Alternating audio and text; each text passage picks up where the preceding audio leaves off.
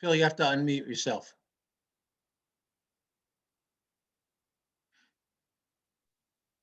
All right, greetings, everybody. This is, of course, and obviously a program of the Northern New Jersey Club for us MIT alumni. I'm going to just give an update, a very brief update on where we stand on the club, and then I'm going to introduce Phil, although I expect that everybody knows him. First, let me just say that during the past year, and it's now been almost exactly a year, we have done the best we can to be presenting informative and even fun programs. I'm not going to list them all, but there have been a bunch. Going forward, on March 25, we have a program on Indian classical dance. I think it's a recital, actually. And in early April, I think it's April 4, we have a book group discussion on a book called We Keep the Dead Close, which is actually about the murder of a Radcliffe student in 1969. And given very recent news events, I will be happy to tell you it was not done by an MIT student. We have other programs being planned, including, if all goes well in terms of dealing with the pandemic situation, and our annual picnic in August and our annual meeting later on in the year. But we do expect to have plenty of programs long before then, and they will continue to be remote if need be. And when we are able to do it, we will start having them in person, although we will, of course, be very careful as to how we're doing it. Now, let me turn to our speaker. First, just some background. Phil received his BS in physics from MIT in 1955, and he got a PhD in atomic physics from NYU in 1969 after studying nuclear physics at Columbia. And in between his Columbia and NYU degrees, Phil was engaged in top secret research on nuclear bomb irradiated upper atmosphere for DARPA. After his PhD, Phil did research on a new method of uranium isotope enrichment for Exxon. So obviously our speaker is an extraordinarily well qualified scientist. Phil has previously given 12 science lectures to this club, and this will actually be Phil's third pandemic program. Early in 2020, he did a very instructive program on viruses, including the then brand new COVID phenomenon. Later, we forced him to do another program, and he obliged on the history of gravity. And now here's his program on global warming and climate change, which for Phil, in a way, is the turning of an enormous wheel, because 12 years ago in 2009, his very first science lecture, series of alumni lectures, was on global warming and climate change. Although Phil has told me that our present lecture today will not be hearkening back to that 2009 lecture. This is a completely independent presentation. Phil expects to speak for, let's say, roughly an hour. He will take questions at the end. I'm imposing one rule that I imposed early on in 2020 and then sort of forgot about, which is if you ask a question and it lasts for more than a minute, it's not a question. It's a thesis or an essay or a polemic, and I will cut you off. So with that, let me say that I am pleased to introduce Phil. Phil, you're on the stage. I'm going to mute myself, and it's all yours. Thank you very much, Phil. Does everybody hear me? I assume so. Raise your hand if you can hear me. Very good. The title of this talk, Come Hell and High Water, that is an old American expression, probably not used in the rest of the world. It's roughly, as I looked it up on Wikipedia, about 2 centuries old. But I'm using it for a different reason. Namely, in 2006, Joseph Romm, R-O-M-M, an Assistant Secretary of Energy, had a blog on the internet on the environment and especially climate change. Something that I had not really thought about, although I had done research in the upper atmosphere for years. And I became very interested. He's the one who interested me, and he wrote a book called Come Hell and High Water.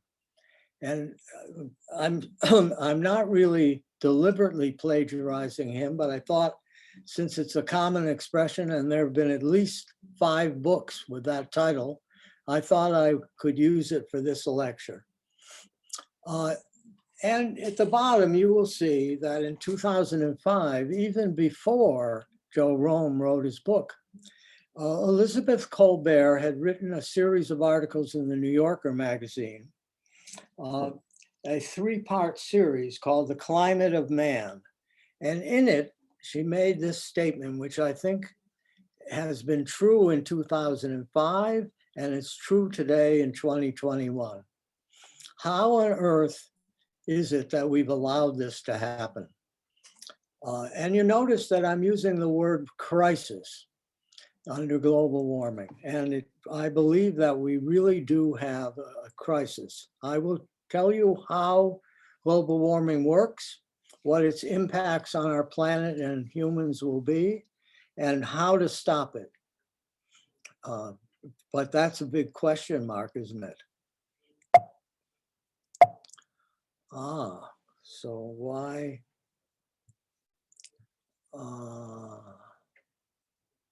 There we go. In 2018, just 3 years ago, the Paris climate, a global meeting was held in December of 2018. And they invited Sir David Attenborough, the very famous naturalist / biologist from England, who's given many wonderful TV programs on the BBC, which have been shown in the United States. And he pointed out that we're facing a man-made disaster of global scale, something I think all the newspapers tell you. And it's our greatest threat in thousands of years. And it will be our greatest threat throughout our lifetime, our children's lifetime, and our grandchildren's lifetime. If we don't take action, the collapse of our civilization and the extinction of much of the natural world is on the horizon. Now, people listen to Attenborough. That statement sounds like an exaggeration, and probably it is one of those oratorical devices. He's exaggerating to make his point, but you will see that maybe it's not an exaggeration. Maybe, in fact, this is what's going to happen to the world no matter what we do. He was chosen to represent the world's people to the delegates of the 200 nations in Poland to the 2015 Paris climate deal. And I don't know to what effect he had on the world, but he's certainly a distinguished biologist. So what is global warming? It has a long history. And first of all, almost all of the global warming is due to CO2, creating what amounts to an atmospheric blanket of heat-absorbing CO2. This is not a new phenomenon. And as you will see at the bottom, a very famous English physicist, John Tyndall, proved to an audience at the Royal Society in London that CO2 absorbed heat rays. He did a very nice experiment on a table in front of the audience with a thermometer, a Bunsen burner heating an iron bar which produced infrared, and he had a glass tube linking the thermometer with the bar. And he showed that various gases absorbed the invisible rays that went through the glass as long as he kept the glass tube evacuated. But once he started adding gases to the tube, CO2 in particular, no heat went through the glass tube and the thermometer registered no increase in heat as it had done when there was a vacuum in the glass tube. It was a spectacular example of CO2's absorption. And from 1859 right to the present day, that kind of experiment is being done in the Earth's atmosphere today. The first person to really warn the rapidly industrializing planet was Svante Arrhenius, a physical chemist, started as a physicist, became much more interested in chemical reactions. And in 1896, he warned the public in a publication, this was before he won his Nobel Prize, that the increase in CO2 from burning coal predominantly in the industrialized countries was going to warm the planet. The first modern warning came from Professor Roger Revelle in 1955, the year I got my degree, bachelor's degree from MIT. I didn't know about that warning. And then finally, a man that I've been conversing with via email, Professor James Hansen, and at one time he consulted for me on a spectroscopy problem, and I've been to his lab a couple of times on 116th Street near Riverside Drive in New York City. I consider him a good friend, but we really don't know each other's families. We only know each other from spectroscopy and from the global warming. But he spoke before the Senate, he thought, but it turned out just to be committees of aides, Senate aides. And incidentally, I also spoke to Senate aides at one time about the energy crisis. But Hansen tried to warn the Senate in 1988. So what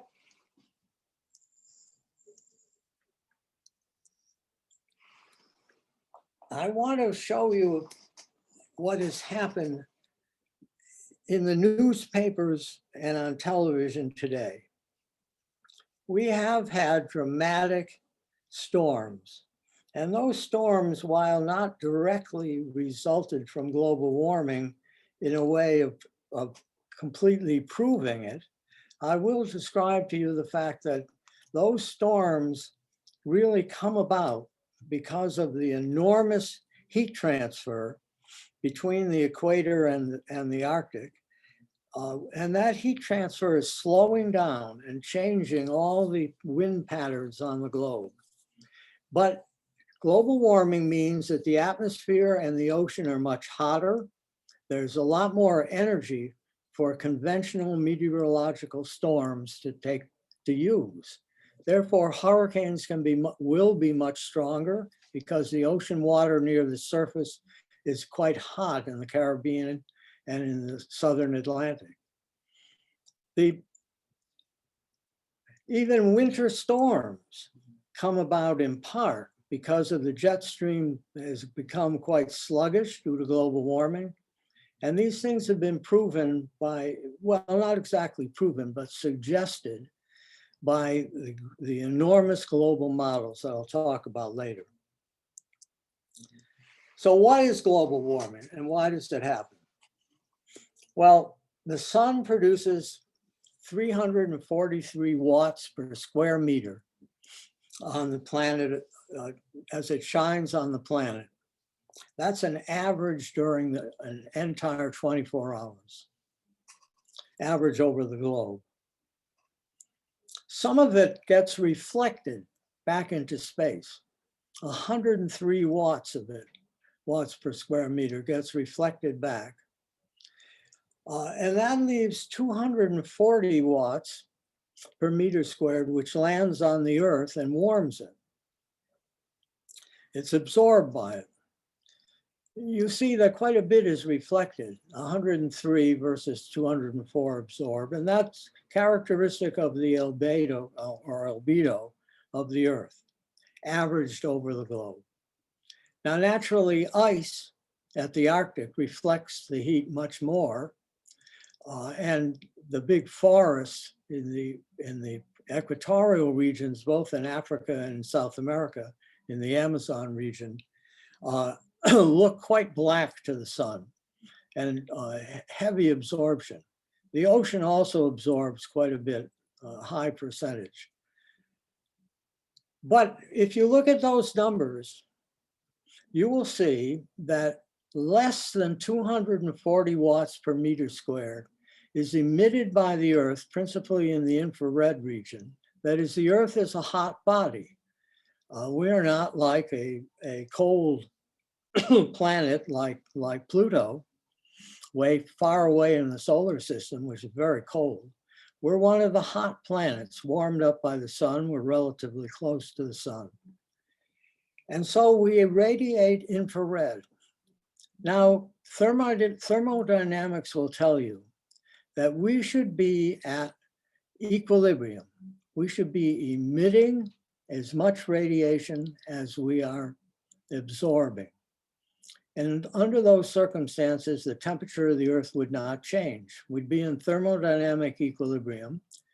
The space, if you look from the Earth out into the solar system, you see a cold solar system. Nothing preventing the Earth from irradiating to try to reach equilibrium. And it has been in equilibrium for thousands and even millions of years throughout its history. But every once in a while, something happens which puts it out of equilibrium, and that's what's happening today. Greenhouse gases in this region of the atmosphere, excuse me, absorb energy. They collide with each other, and eventually that energy reaches into the ocean, into the land, and is raising the temperature of the Earth slowly but surely. And I will show you real data. And by the way, it's less than a Christmas tree, one of the small LED Christmas tree lights per square meter. The extra energy that the Earth is getting is 0.7 watts per meter squared. The typical little white Christmas tree light LED is about 1 watt per square meter, 1 watt in total. But this adds up over the enormous area of the Earth, and it's equal to 500,000 Hiroshima bombs exploding every day. It's a significant amount of energy.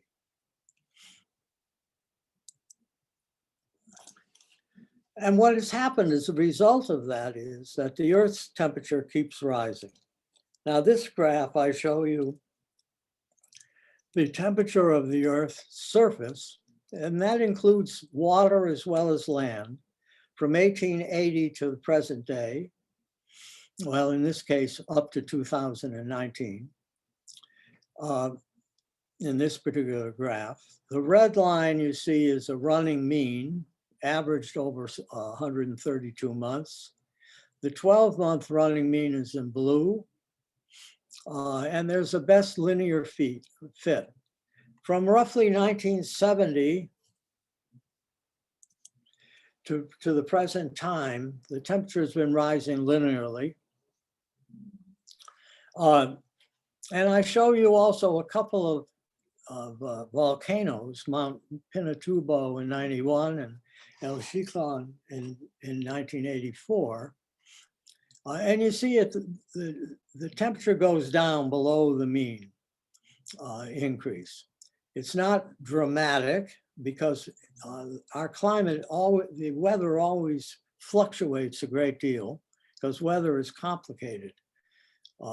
But almost invariably when there's a volcano, the temperature globally does decrease for 1 to 4 years. Notice the dramatic spike up around 2018, a high temperature increase. Now the temperature is increasing with a 0 set arbitrarily in 1880, near the end of the first industrial revolution. And we've gone up over 1 degree centigrade.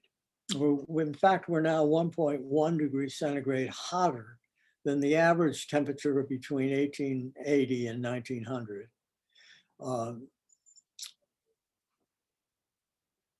And now let me show you a little bit closer in. And here I show you the latest data. These are actual temperature measurements, averaged over thousands of thermometers scattered across the globe, and it includes temperatures in the surface of the water from buoys. There are 2,000 buoys and now approaching more than 1,000 torpedoes that are designed to cruise underwater about 6 meters below, and that rise and fall. And when they reach the surface, they broadcast their data to a satellite. Rutgers University is doing some of this. In fact, I think they started these torpedo-like measurements in the ocean. So we have much better ocean readings now than we used to. It has not changed the descriptive quality of the temperatures. And the University of Berkeley has done extensive work analyzing temperatures way below from about 1800 on, most of those coming from ship captains who log in the temperature every day or sometimes twice a day. Never believe anyone who tells you that the temperature is not rising. It really is. And I've taken some of those temperatures. At the Mohawk Mountain House, where my wife and I go just about every year, Mohawk Mountain House is an official US Weather Bureau. It has US Weather Bureau equipment, and their research laboratory has allowed me to take measurements which their specialist repeats, and he writes down his in the book, doesn't write down mine, but I read the same thermometers and rain gauges. And the Mohawk chart looks remarkably like the average in the world. It's about 100 miles north of New York City, not at an altitude of about 1,100 feet. It has seen such dramatic loss of ice on their lake, Lake Mohawk, in which guests could always skate in the past. But somewhere around 1990, the lake failed to produce a thick enough ice for a truck to go on it and shovel off the snow, and thick enough to handle hundreds of guests who wanted to skate. So around 1990, they built an indoor heated building with artificial ice. That's remarkable. 100 miles north of New York at 1,100 feet, you cannot keep a pond frozen in the winter. Think about that. My father-in-law remembers walking across the Hudson River as a child. Here's what happens. Roughly 40 billion tons of CO2 equivalent, and the equivalent means that that includes methane as well as CO2. And the methane is adjusted. It is 25 times better absorber of CO2 than water, and so the adjustment is made. But the 40 billion tons of CO2 per year has been relatively constant in the last 5 years. It includes fossil fuel burning, of course, that is natural gas and coal, but it also results from cement production, a prodigious producer of CO2. Despite the fact that an MIT professor and his students have for years developed a cement production system that uses very little, produces very little CO2, but it has not become as commercial, I think, than they hoped it would. And deforestation, fires, and land use change, and most of the land use change comes from cutting down trees for farming, to increase farming. So it is in part forestation, but sometimes it's not the forest that's changed, it's scrub land and pasture land that gets changed into farms. Deforestation, you know from your reading, occurs in the Amazon. It's also occurring to some extent in Africa, the two great tropical forests in the world. But there's deforestation in Canada. And deforestation the Chinese are trying to stop deforestation, but you can imagine with such a huge population, they need to constantly increase their farmland.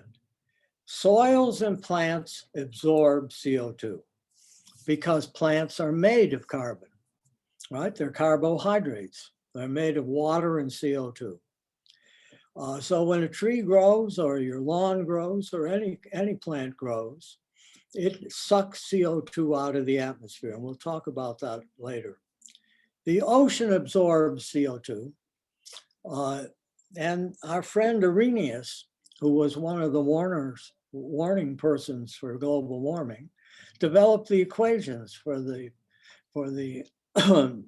equilibrium ratio of CO2 and water, which depends grossly upon temperature. There's only one number here that is really a good number. That is, they are different measurers. It's hard to measure exactly how much CO2 is coming off from fossil fuels. The UN tries very hard to add up the numbers from every power plant and every automobile and factories of all kinds and cement makers, so forth. But everybody gets a somewhat different answer, plus or minus 10%. The deforestation is hard to measure. It's measured by satellite, but it's hard to sometimes interpret what that means, and so forth. But the atmospheric amount that remains, that goes into the atmosphere every year, is carefully measured. And I will show you that next. So that's the good number, 23 billion tons. Now that's a lot of CO2. You wouldn't want to try to lift it off your shoulders. An automobile produces about 1 pound of CO2 per mile that it drives. So there are over 1 billion automobiles in the world, and so the automobiles do produce CO2 in millions of tons, and well, you can figure it out yourself. I don't want to waste my time at the moment. China is the big emitter. China still uses an enormous number of coal plants. We do not.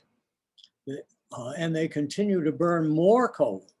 That is, they're operating their plants harder, and they're still building coal plants, which we are not doing in the United States.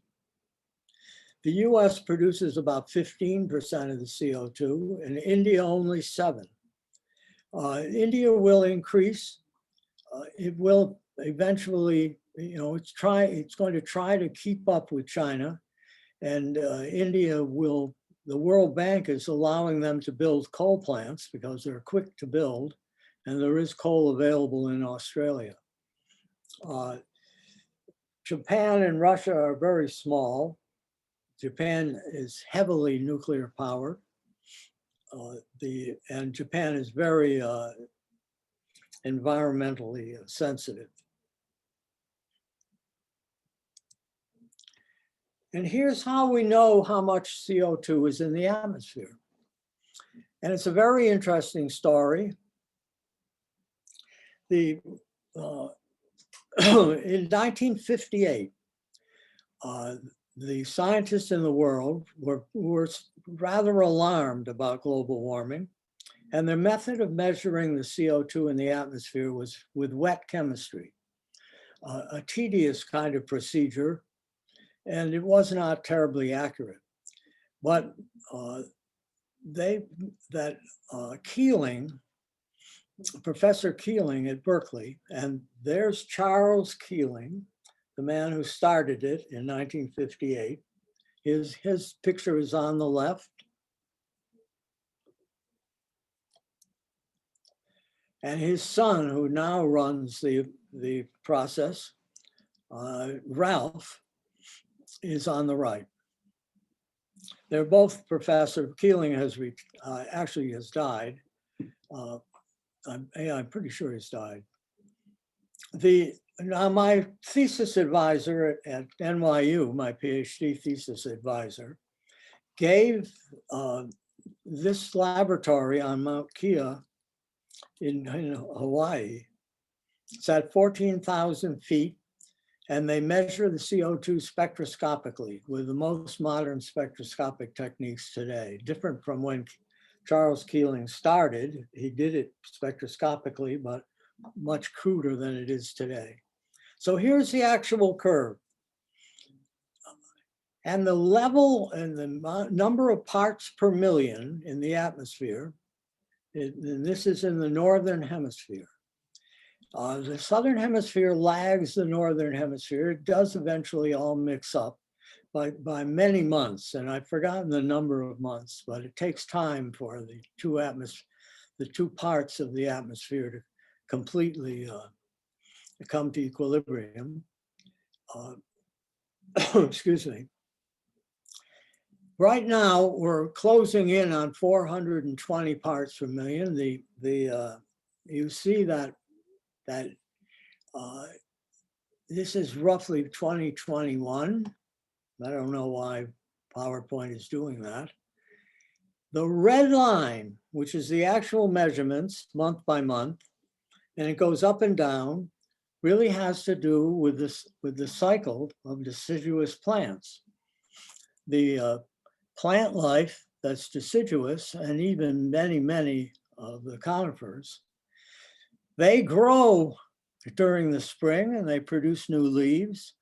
And at that point, they are drawing CO2 out of the atmosphere. And then in the fall, when the leaves fall off and start to rot, the CO2 goes back into the atmosphere.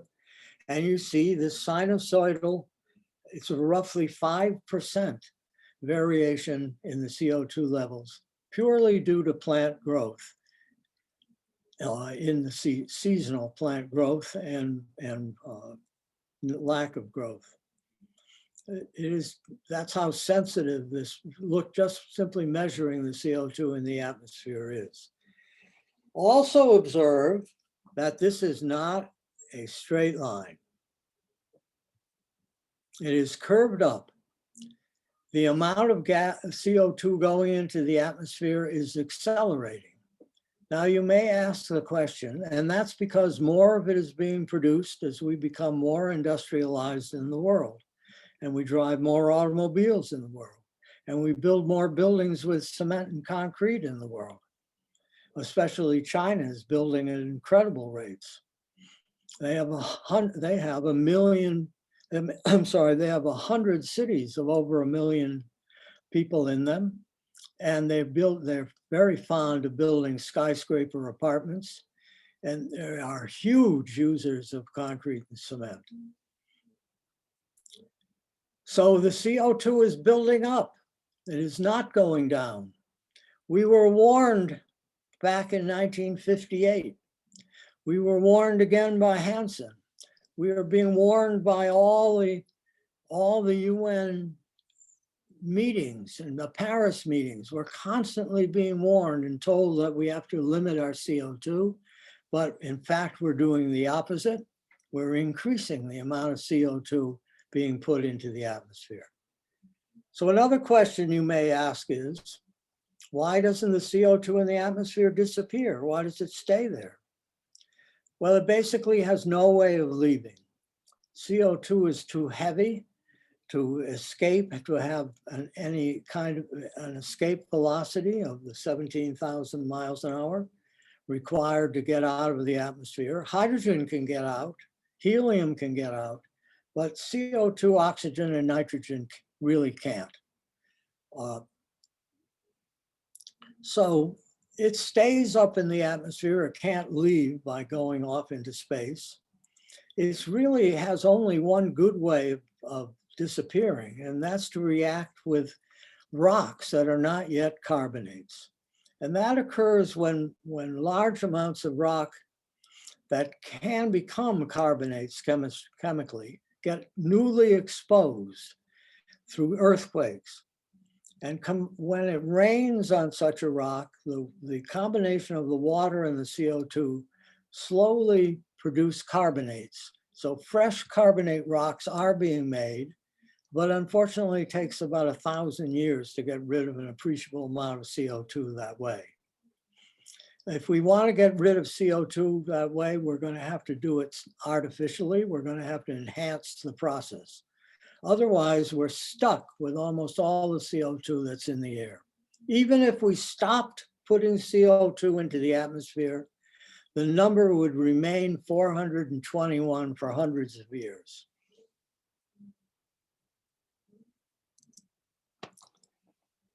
Well, so what? What difference does it make if the Earth gets hotter? Well, you've seen some of the differences. First of all, you see it in hurricanes.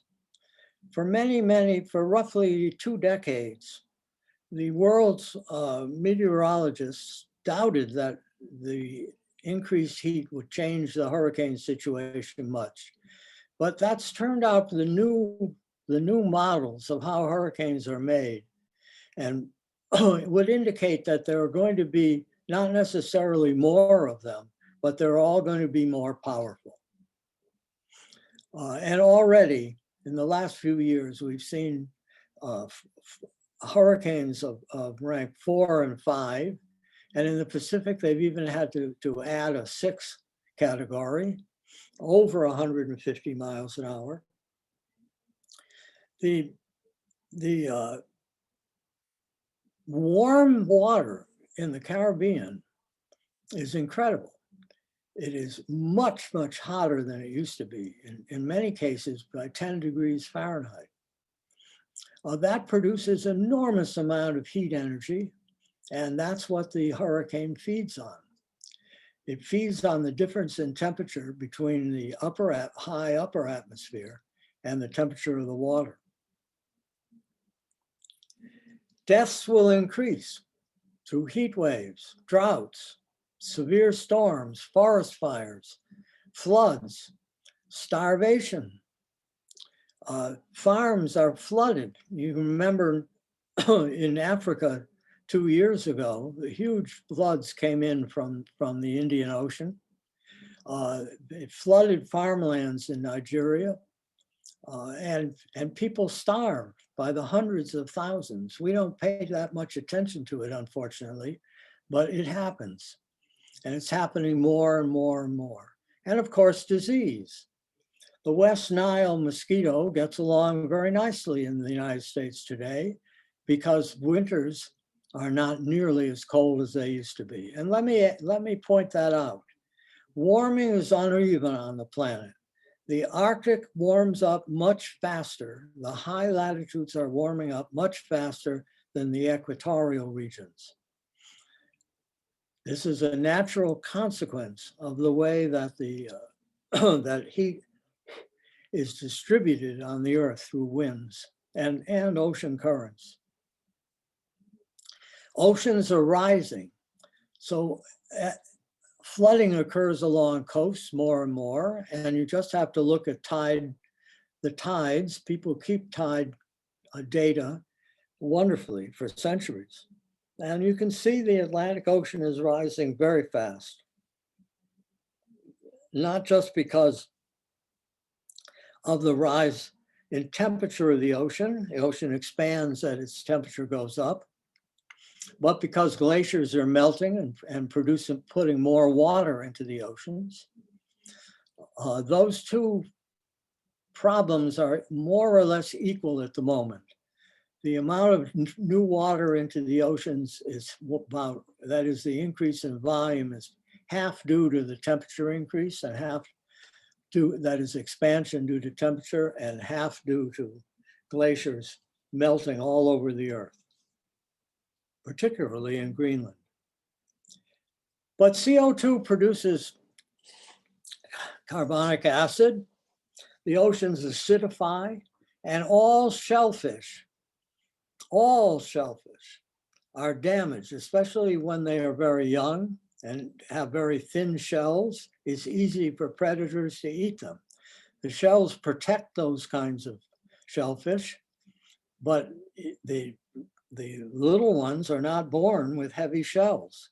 And so the ocean acids eat into the shells, they eat into coral as well, and they kill shellfish and coral. And the shellfish industry on the west coast of the United States and Alaska has begun to move shellfish into artificial ponds in which the temperatures are kept lower so that they will grow very, very good shells. So it's no longer possible to just simply take shellfish for the marketplace out of the oceans. The acid is already interfering. And it's killed probably a third of the corals in the world already. And of course, tropical diseases will spread to present temperate zones. We used to have malaria in the United States. We got rid of that particular mosquito, but there are other mosquitoes and other carriers of tropical diseases that we have to watch out for. Extinctions, I will talk about in a little bit, but the numbers and these are very crude numbers. We may be surprised on the good side that there'll be fewer extinctions than we think now, but it also could happen to be the other way around. And here I have a slide of the geography of the global warming impacts. And because this is very important, the Mediterranean, all the yellow areas are drought, means that this is what areas that are prone to drought. And let me give you a little saying that all the climate scientists said: the dry places will get drier, the wet places will get wetter. Overall, there will be more moisture coming out of the oceans just because they're hotter and more water evaporates from the ocean when it's hot. So that means that rainfall is as much as 8 inches, which used to be extremely rare in the United States, now occur in the Southeast approximately once every year. And you'll see those kind of tremendous rains, unbelievable rains in the blue areas where I indicate floods. And this area in Africa has had tremendous rainfalls. The United States is not so prone, but there are areas in Canada that can get that heavy rain, as well as Alaska. And you see in South America also. Extreme heat occurs where it's red, and those areas are prone to not only heat waves, and you see that's Portugal and Spain, parts of the Middle East, but all of those areas around the Mediterranean are having a drought. That drought has started a long time ago, perhaps in biblical times, but global warming is accentuating it rather dramatically. And that means that water, we're going to have to make enormous amounts of water. We'll have to desalinate, in other words, ocean water, Mediterranean water, to supply fresh water to drink. The United States is lucky. We have the largest reservoir of fresh water in the world, the Great Lakes. And that, among other wonderful geographic features of the United States, that's an important one. So this is what the geography looks like. The United States has areas where it's going to be hot. The eastern part of the United States will not suffer terribly from the heat, but we will suffer from hurricanes. The green areas are prone to hurricanes, and you see China and the Philippines on the east coast and the Gulf coast of the United States are heavily prone. China, Hong Kong. Hong Kong has long ago done a lot of work mitigating against hurricanes. And Japan, of course, gets hurricanes. Those are the green areas. Now let me talk a little bit about glaciers. Some of you no doubt have been to Glacial National Park in the United States, but you've probably seen some glaciers as well in Canada. They are disappearing rapidly. There are hardly any glaciers left in Glacier National Park, and there never will be any more. I can say with some confidence that glaciers will disappear from the land, perhaps not from Antarctica, or maybe not even completely from the Arctic. But there will be no glaciers in the Alps. There will be no glaciers in the Rocky Mountains. It will get too warm. Now, hopefully our great-grandchildren may be able to reverse the situation. But as far as I can see, that is my children and grandchildren, they will begin to see a world in which there are no glaciers. Why is that important? Well, one reason is because glaciers are a freshwater reservoir. And here's an example of the problem. This is the Rishiganga River in India. It is a river, most of the rivers in the Himalayas are split into two ways. They go into India to the south and they go into China from the north. Here is one of the many rivers, not one of the biggest, the Rishiganga River in India. A dam broke. The Indians had tried to add to the freshwater reservoir by damming this river, but the huge amount of water coming down from the glaciers melting in the Himalayas overcame that dam and damaged it on one side. That is, it overflowed it and damaged it on one side, and it broke, and the river flooded adjacent land to the river for roughly 100, I think, or 150 miles. So I put this up just to indicate to you that it isn't the damage from the river that's the problem, the flooding and the dams breaking and the glaciers melting. It's the fact that when glaciers melt in the spring, partially melt in the spring, they do so just at the same time that farmers need water for planting their new crop. If there are no glaciers, then they don't get the advantage of that reservoir of water. They will get the river over time, but they won't get the great amount of water when they need it the most, namely from the melting glaciers in the early spring. When the glaciers are gone, California, for one, has got to build many more reservoirs between the Rockies and California, freshwater reservoirs, because they're not going to get the natural flow from the melting glaciers. There will be no glaciers. They're going to have to dam up the rivers and release the water as they need it. That's true in India, and it's going to be true in Europe as well.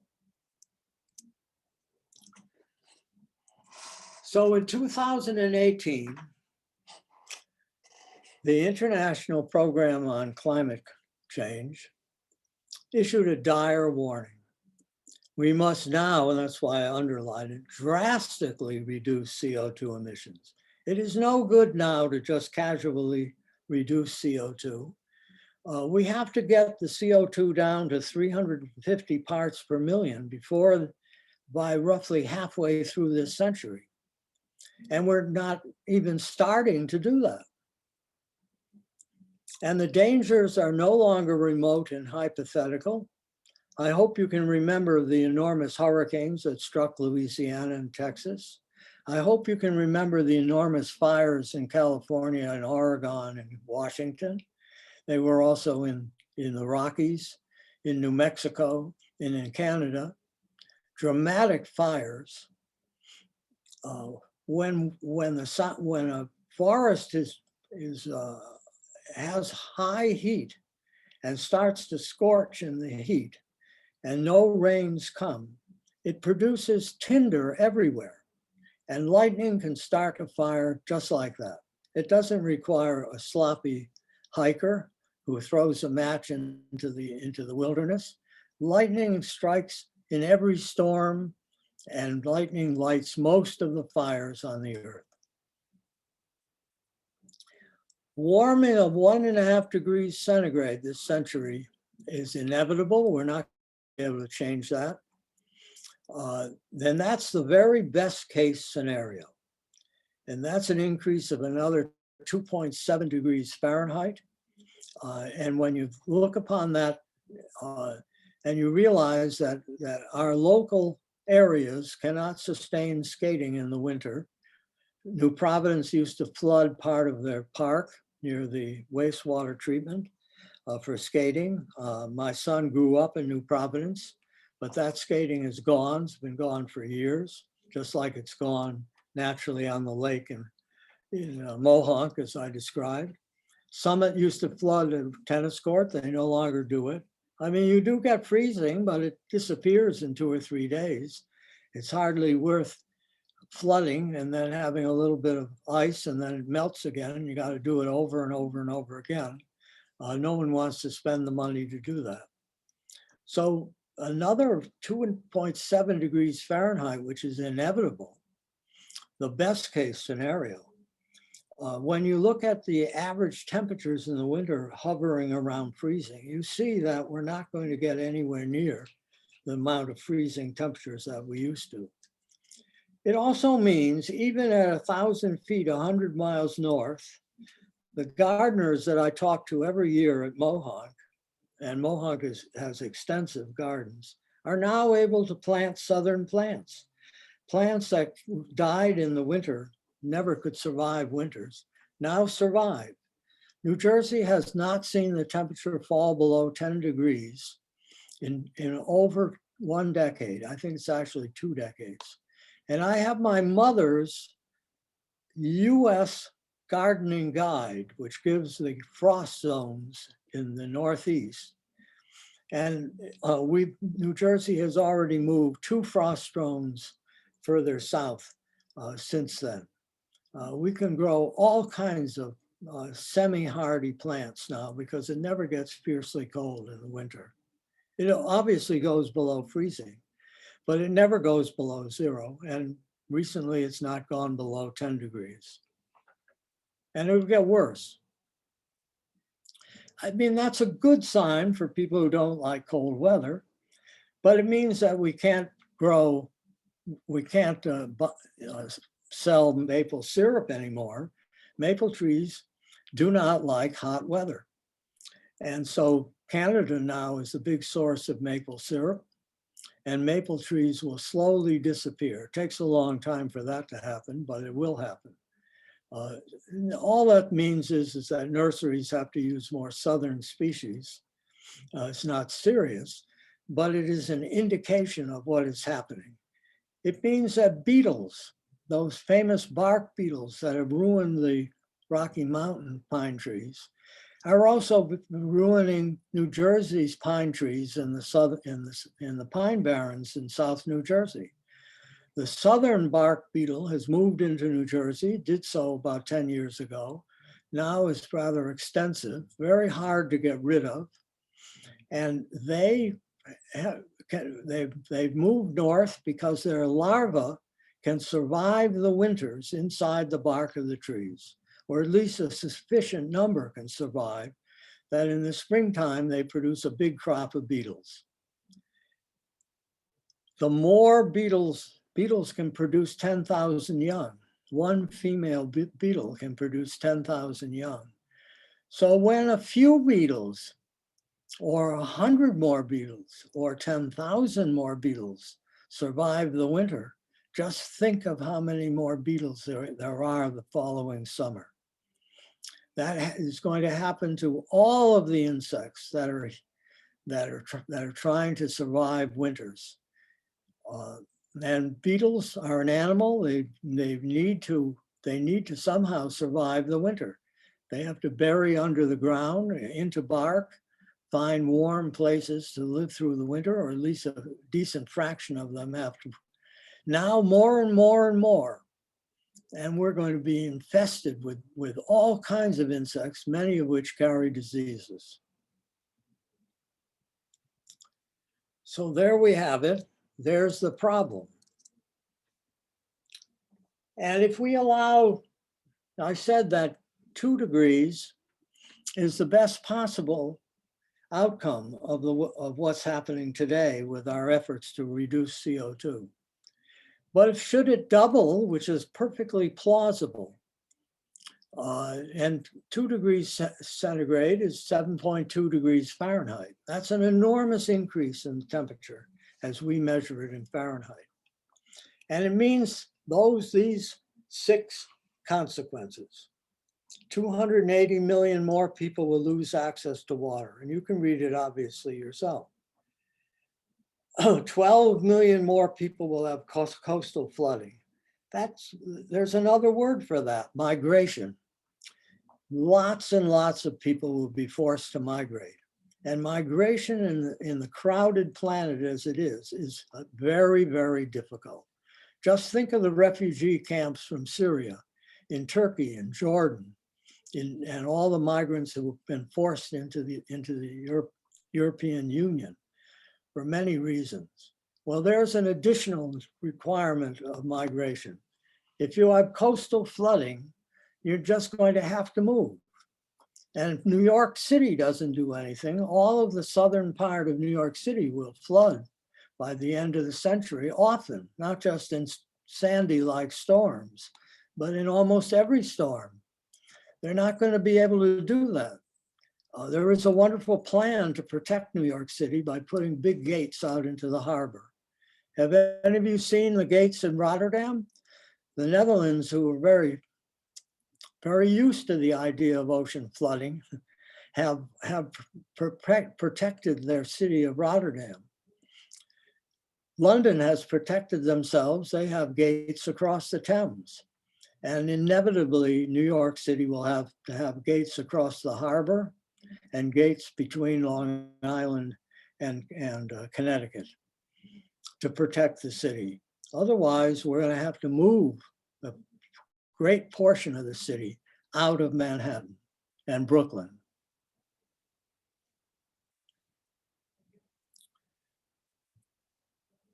Corn is a crop that is quite sensitive to temperature. And for those of you who have not studied botany or biology, and I mentioned this in every time I produce this talk, and I've talked before about 20 botanists and agriculture people I gave a special talk at Mohawk. Plants reproduce very well up to a temperature of about 95 degrees Fahrenheit. But at 95 degrees Fahrenheit, they've already lost about 25% of their reproductive efficiency. Beyond that, reproduction can come to a halt. Plants protect themselves from that by cooling their leaves where the reproduction takes place. So the leaves protect themselves by sweating from the underside of the leaf. They have little stomata which open up at night, and water is ejected and cools the plant, just like we produce sweat to cool ourselves. We really imitate plants. Plants came first, we came second. So that in the tropics, plants sacrifice the top of their plants to shade the rest of the plants in the tropics. They also have extensive techniques of convecting the air around their leaves. And by the way, a lot of biologists believe that the various serrations, indentations, and in leaves in general are due to improve the convection. There's been a lot of research to try to demonstrate that. It's not proven to be terribly simple, but in any event, people are working on that. But the plants do it through evolution automatically, clearly. Well, I'm not going to dwell on this, but this is what a flood looks like. Your home is underwater, partially out of water. Underwater, it's not possible to live in it. You lose whatever food storage unless you've stored it up high. You lose whatever furniture you have unless you have good warning or someplace to put it. It's a tragedy for the world's poor population. It's rarely a tragedy. It can be an economic tragedy in the United States. We have a lot of poor people in the United States. So floods in Texas and Louisiana have hurt hundreds of thousands of people. But this poor man and his child in Bangladesh I don't need to comment about.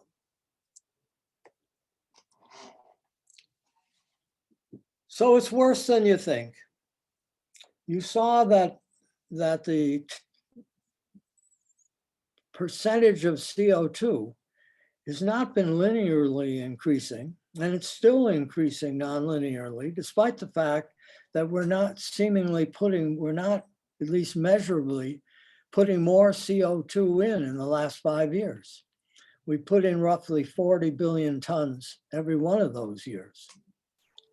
And even during the pandemic, when much of the world's economy had a tremendous drop. And the reason has to do with feedbacks.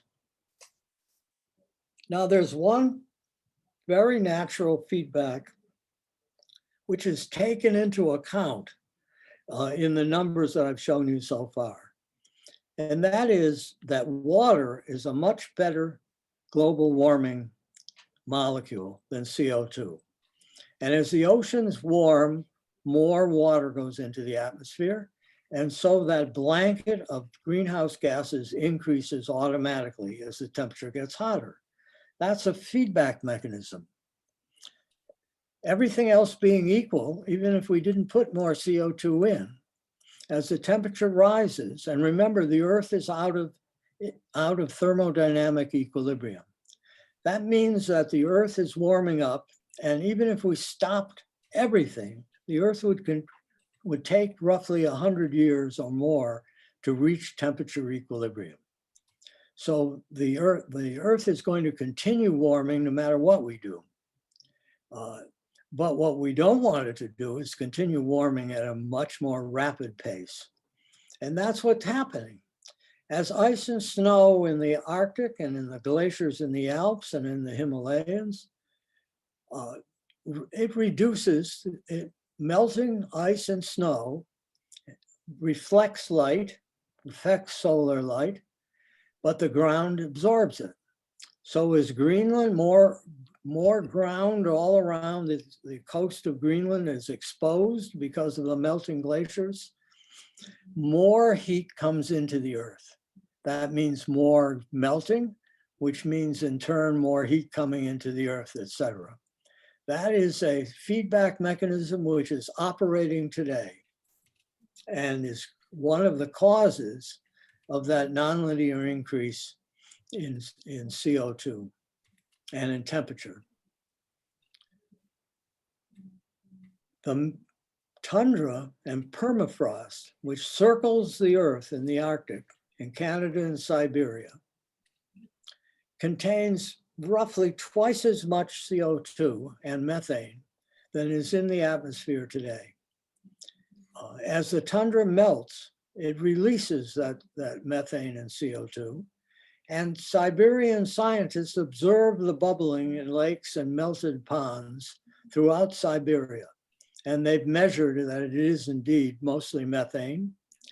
There will be some CO2, but methane is produced in anaerobic situations. In other words, there's a pileup of carbohydrates of plants in the Arctic, it falls to the Earth. It's very cold.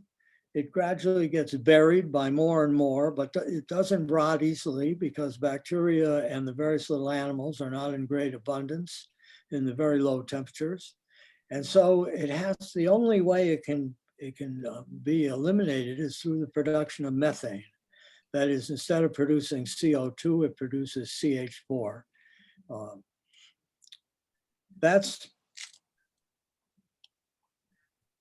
And it gets the hydrogen from plants. Plants are carbohydrates, so it's not hard to do that.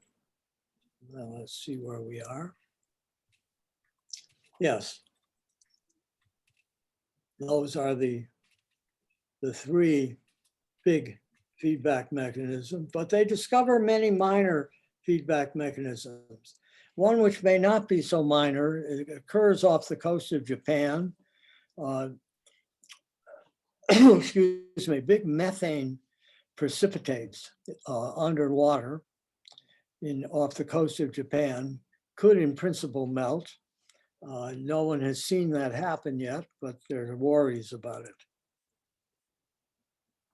Well, what's the status of this situation today?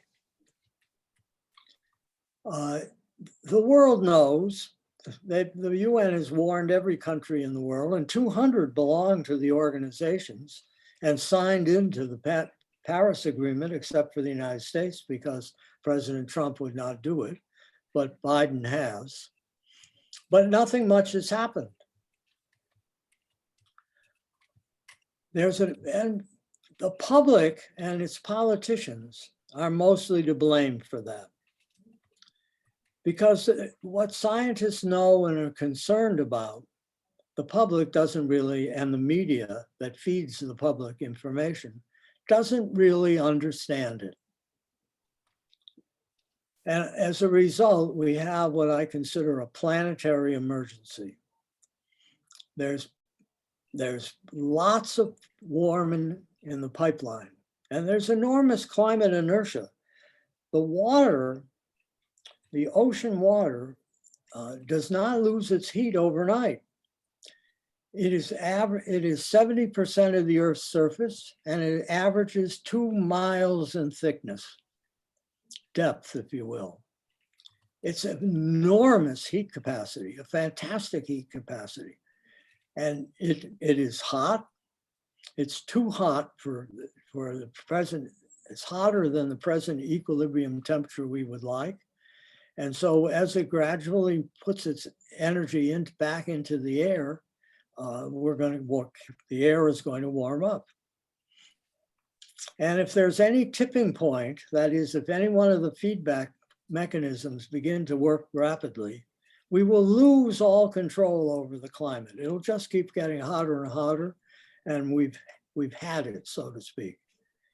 Now, we're over 417 parts per million, and scientists, and we're talking about 10 to 20,000 scientists, not one or two.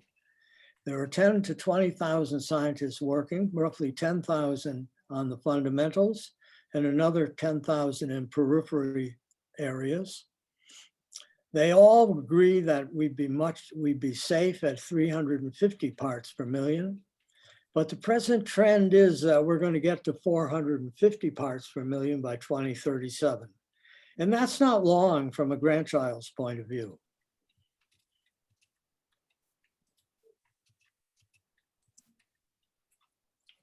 So how do we stop it? That's the situation. How do we stop it? And I'm not going to spend a lot of time on that, but we have managed to get through a big diplomacy effort, and Biden has brought us back into the Paris Agreement. But the Paris deal itself will not solve it. It'll only do about half of what's needed. And even that part is, the success is in some doubt, as I point out here. It could have been an inflection point in human history, but progress is too slow for that to happen. There's only a 5% chance of stopping 2 degrees centigrade, is the consensus. I mean, maybe we'll be lucky. But I can say with some confidence that we have adequate technology today to solve the problem. Clearly, we still need to do research because batteries are not really as good as we would like them to be. And nuclear power can still require some increased safety. But actually, the generation 3 and 4 nuclear power plants are really very safe. But the public is so worried about it, and with good reason, that it may take another generation of nuclear power, but only China is working on that. But I'm sure China would be happy to sell really good nuclear power plants should they be able to build them. But we must eliminate gasoline. And one of the only good ways of doing that is to increase the gasoline tax. And probably has to be done federally. Various states do increase the gas tax gently, but they do it just to, not so much to get rid of gasoline, but to to get cash into their budgets. We must only use hybrids in e-cars as fast as we can. And in terms of trucks, planes, and ships, which now use diesel fuel, Exxon and virtually all the oil companies, but I'm familiar with Exxon's work, are trying very hard to develop good, large sources of biofuels for trucks, planes, and ships. But we could stand having the planes burn diesel fuel because it's not a huge source of CO2 compared to everything else. The biggest source after you stop gasoline engines in cars and trucks, the biggest source of CO2 comes from burning natural gas to heat all the buildings of the world. Most of the buildings in the world are heated with natural gas. That has to stop. That's a very expensive and difficult proposition. We can do it because of the availability of fuel pumps. I mean, not fuel pumps. I mean, the heat exchanger pumps that are used a lot in Germany, for example. They can be used for air conditioning and they can be used for heating.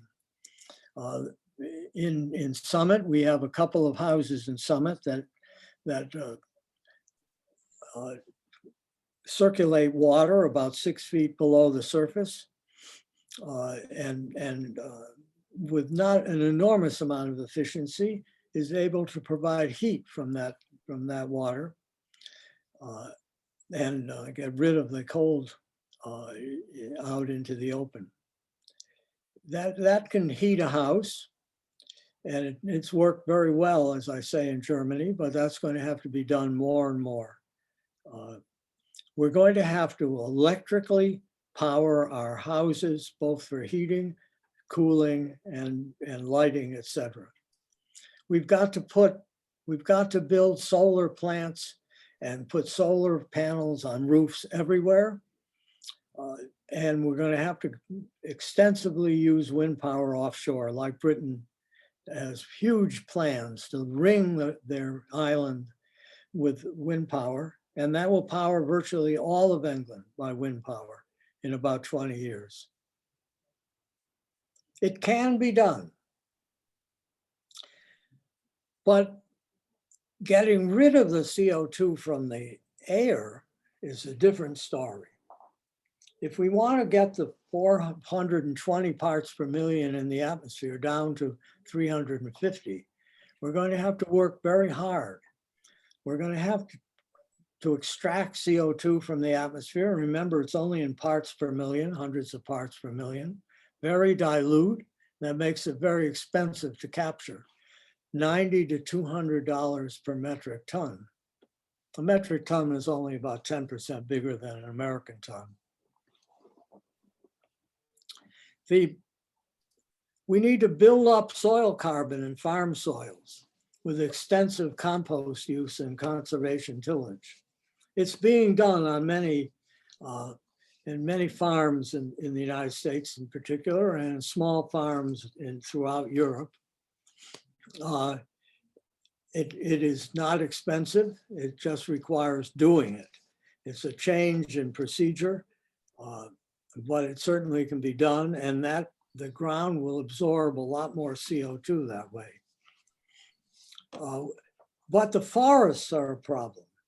We've got to stop cutting them down, and we've got to start building them up. A tree weighs a lot of tons of carbon, each tree. They're heavy, and they're almost entirely made of carbon and water. So there's a lot of carbon in every tree that grows, and trees can last thousands of years. Not the ordinary tree, I grant you that, but they will last 100 years if you plant the right kind of forest tree.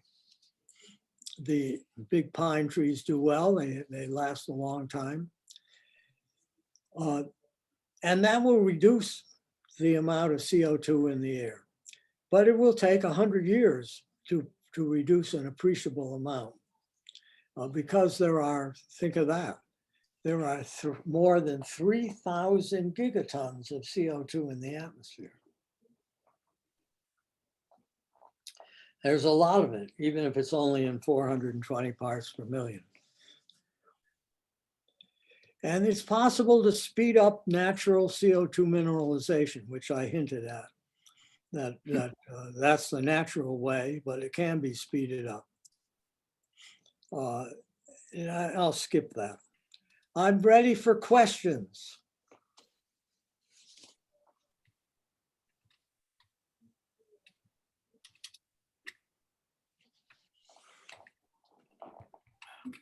Good. Are you with me, Phil? I am with you, and I am trying to unmute everybody.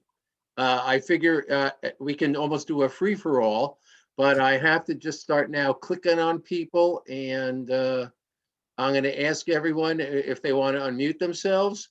They can, and if they want to stay muted, they can stay muted. Okay? All right. That's what I'm trying to do. Oh, here we go. Allow participants to unmute themselves. Yes. Here we go. By the way, Phil, let me just say that was extraordinarily informative and interesting and well presented. But I will now allow others to, I tried to unmute everybody, didn't seem to Just work. muted everybody.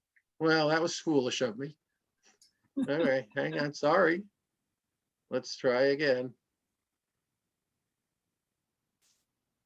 Have them unmute themselves. It's easier. I'm trying to do that. I'm trying to. No, each person will unmute themselves. Yeah, we can unmute ourselves. Okay, all right. Well, I'm going to mute myself and I'm just going to listen. I had a quick question.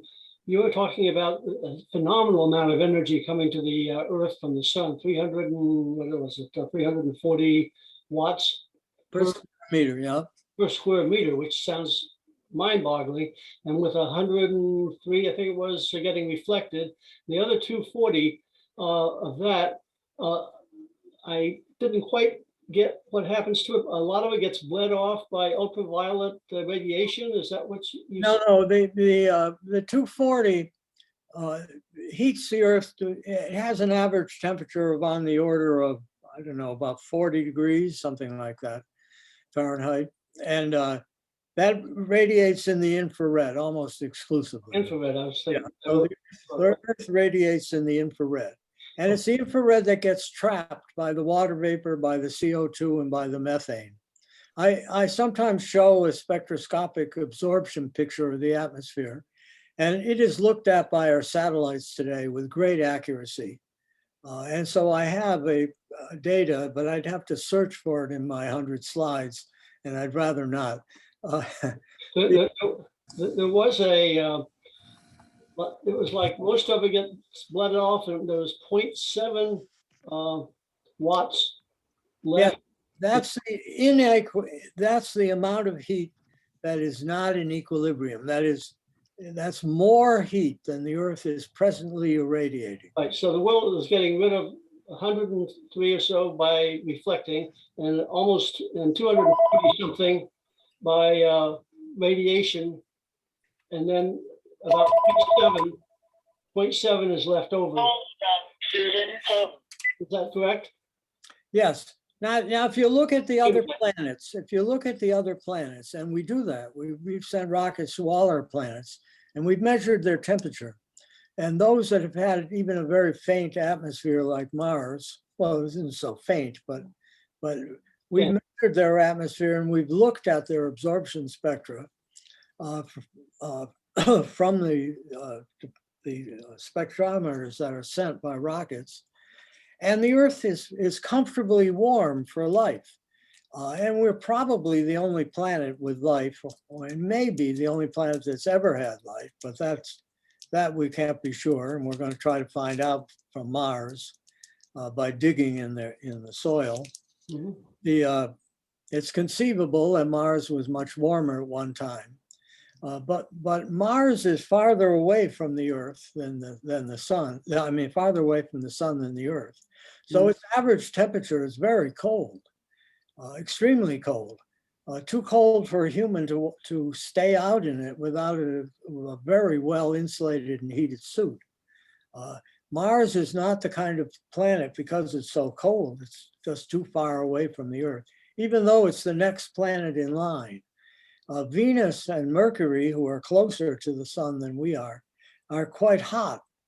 Mercury, it's conceivable that on the side opposite to the sun, which by the way is extremely cold, may not ever have had any life. We don't really understand where life came from. We're not sure that it actually originated on the Earth. So there's still some mysteries about that, but we should feel very nice about the fact that the distance we're away from the sun leaves us at a temperature where a life as we know it thrives. The other planets are in very difficult temperature positions, and temperature means a lot. Life's molecules like RNA and DNA are quite fragile. They're very sensitive to temperature.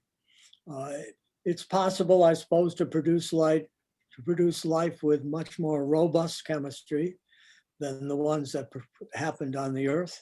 That's out of my field of study, but it's interesting to think about. Another question? Yeah, Phil, what are your thoughts on the geoengineering schemes to try to essentially increase the reflectivity? Oh, that's a wonderful question, because a lot of extremely imaginative scientists and engineers have come up with schemes to do that. And immediately you realize that if you could shade the Earth from the sun, you could cool the Earth. And so elaborate schemes have been proposed first to actually shade the planet, sending up large mirrors or large umbrellas via a satellite extravaganza. But here's the rub with most of the schemes. If you try to stop the sun to any degree, every farmer in the world will complain. And all the politicians that represent those farmers are going to complain. They don't want to see a 5 or 10% loss of crop yield or worse. They want you to keep the sun shining just as brightly, and if not more so that they can produce more food. So that's an enormous philosophical and political problem. And I say philosophical because we have to decide how many people we want on the Earth, and therefore how much food has to be raised. If we were willing to cut the population of the Earth from the approximate 7.5 billion today, and 9 or 10 that is considered to happen by the year 2000, if we cut it in half, we could cut in half the amount of food needed to be produced, and then we could use the geoengineering schemes like putting sulfur dioxide particles into the upper atmosphere, which are quite reflective. And aircraft could go up, or even balloons could go up and continuously produce sulfur dioxide particles. That's one of the geoengineering schemes. There are also schemes to change the albedo of the ocean, again, by putting in certain particles. They are all difficult and expensive, and will all run into political problems involving the political economics of the Earth. It's already impossible to come to great conclusions about reducing CO2 and increasing taxes on gasoline. I don't know how the hell you're going to be able to do geoengineering, but I admire the imagination, and maybe somebody will come up with a scheme that is not so expensive and that the politicians will agree to try without a lot of farmers complaining. We'll see. I mean, I'm hopeful that might happen, but I don't see it right. I've not seen a scheme yet that looks like it would ever be successful. Phil, what is the contribution to the CO2 emissions into the atmosphere from the human population growth? It seems to me the population growth sort of matches your CO2 curve. If you took out the coal plants and all that, and you just looked at human population generating CO2 and methane, and then the growth of cows and other animals that generate methane, what percentage of that load is coming from the change in our agriculture and diet over the last 100 years? Yeah, I'm a little uncertain about the number. There is, and I have read articles about it. I'm sorry, I don't remember the numbers exactly, but they range between 5 and 10%. Most of it coming from our domesticated animals, mostly cows. Our cattle, we have far more cattle than we have people, obviously, and it's required for food, for milk and cheese and meat. They unfortunately damage the ecology of the planet. But you started this by saying that the curve of the CO2 looks like population. Well, that shouldn't be surprising, because industrialization looks very similar, especially in the last 50 years. And it's industrialization that produces the CO2.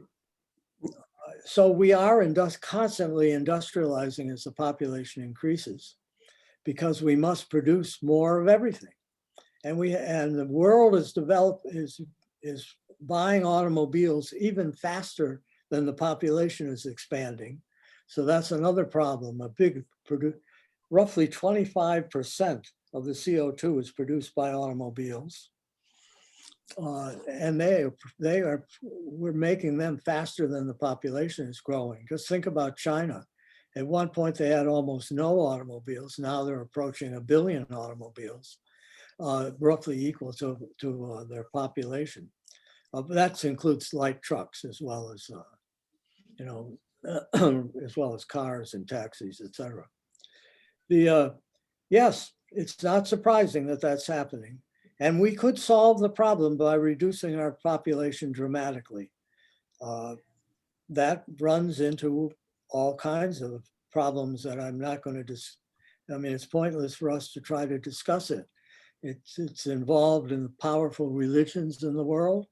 It's involved in our very understanding of what it means to be a human being and having a family. That's a seriously difficult problem. But maybe one day we will find that we cannot sustain 9 or 10 billion people on the planet. We are already approaching the point. Some people believe we're using more than one Earth's worth of resources. What about just reducing the cattle, which generate methane, which you pointed out is 25 times the effect of CO2 on the atmosphere?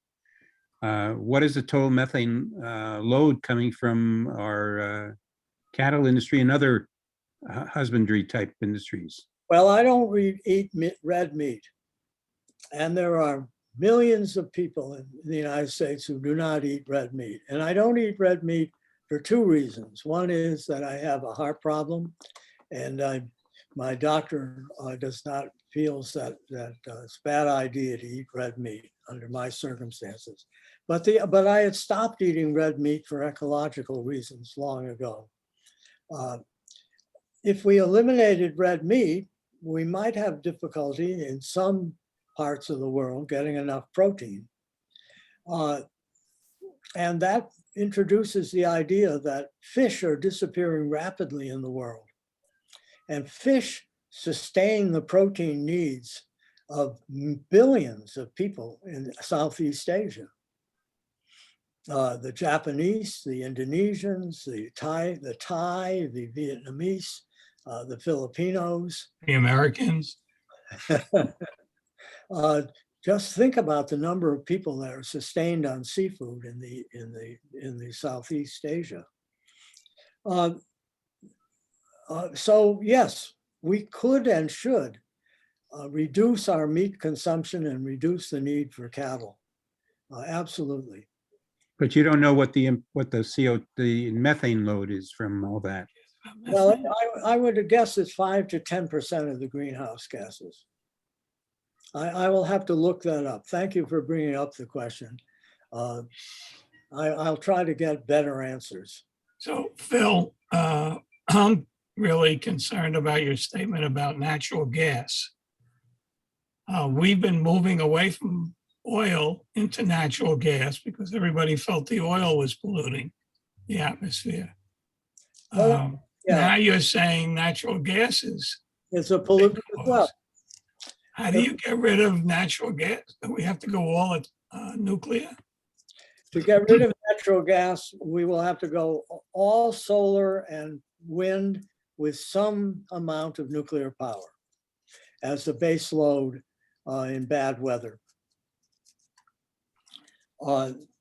To some extent, as batteries improve, and if the MIT liquid metal batteries are commercially successful, they can do a good job storing energy in bad weather, which will mitigate the need for, at least for most of nuclear power plants. But nuclear power plants are good. They are not polluters. They have killed no one in the United States. Even the 3 Mile Island did minimal damage to humans. It damaged the reactors, but and it scared to death the public, but it did minimal damage to the public. Coal plants produce far more radiation than nuclear plants ever did. You could have 100, we have 100 nuclear plants operating, and they produce and only about 30 coal plants. Those 30 coal plants produce far more radiation and produce more cancers than the nuclear power plants do. So I'm not worried about building nuclear power plants. It's the rest of the public that's worried. China is going gung-ho building nuclear power plants, and they intend to take over the world. So the big question is, and you don't have time to discuss it, is political. How do you get governments to agree to do all this? Well, it's beyond me. When I was in my 20s and early 30s, both my wife and I were involved in West Side New York politics, very liberal politics to be sure. And I'm still very friendly with Jerry Nadler, who was one of my friends back then. I'm still very friendly with him, and he's now in Congress, of course. I tried my hand. I ran for public office in New York City. It was a tremendous strain for me. I could handle myself in the debates, but I'm not a natural campaigner. I'm somewhat inhibited. I'm not the friendliest person in the world, like politicians have to be. And I just gave up. I thought that I'd be more successful and I could probably help humanity, although I didn't think about it that seriously. I could probably help humanity and help myself more in physics than I could in politics. It takes a special kind of person to become a good politician. There probably no more of them as a percentage as there are great engineers among all the engineers, but we're stuck with it. And we really must support our politicians better. We have to educate them better. Betsy, my wife, has an uncle who was very fond of the idea of having a West Point for politicians. Instead of going in and learning how to become a good military person, you went to this new kind of West Point to learn how to be a good politician. It's never happened. We get our politicians by a very peculiar process, which is more or less worked over the centuries, but it could be improved clearly. Okay, thank you. Terrific presentation, Phil. Yeah, Phil? Yeah. Yeah, is there a way that you could send or the slide presentation that you gave to us? Yeah, there are two ways I can do that. If you have many emails can handle roughly 30 megabytes of in an email, but I could load it onto Dropbox. I could load the whole slide presentation onto Dropbox and make it available to people. Uh, I really don't. No one's going to make money from my PowerPoint presentation, so I don't worry about it. I don't really need any money anyway. I'm retired very happily with plenty of money, and I'm not going anywhere. I don't have big needs. So if you want to use the PowerPoint presentation, by all means do so. I will try to make it available, Phil. Let me also remind everybody, or well, I'll remind Phil and I'll tell everybody else, that if this has succeeded, we've actually taped this entire presentation. Good. And the board, in particular, Alex and myself, will figure out how, whether we can put a link on our website so that any of us or anyone else in the world who wants to access this presentation will be able to.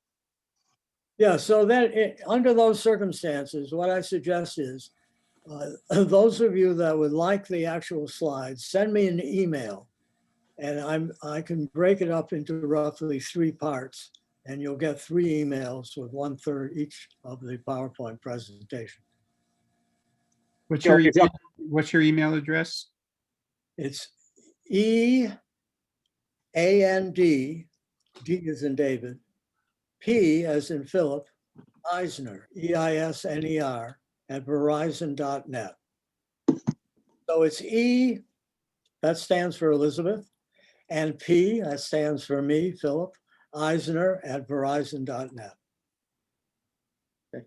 Well, I'll tell you what, I think we've had questions. We've had a fantastic presentation. I see a hand up as a symbolic applaud. I think that's great. I will actually go for it. And Phil, thank you so much.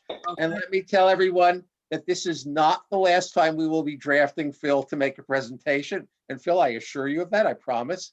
And depending on how long we are stuck in our homes, that'll help determine that. But Yeah. Phil, that was masterful, and I thank you.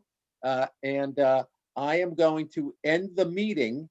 And so I thank you all for participating. Look on our website, look on our updates for what comes next. And Phil, again, thanks and goodbye, everybody. All right. Thank you all. Thank you. Okay. Thank you.